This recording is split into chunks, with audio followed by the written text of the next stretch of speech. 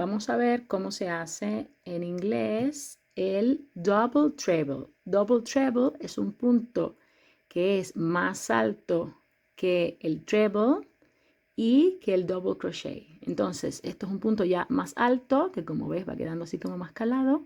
En inglés se llama double treble, en español sería punto alto triple.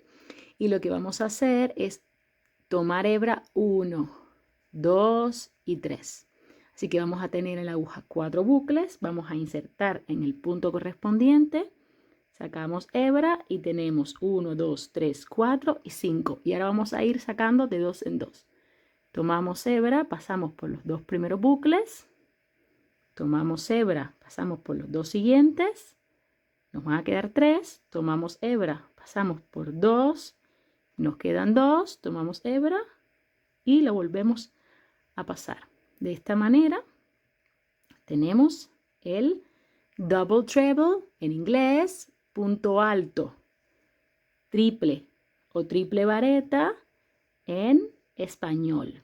Este punto también tiene un nombre diferente en inglés del Reino Unido y en inglés de los Estados Unidos.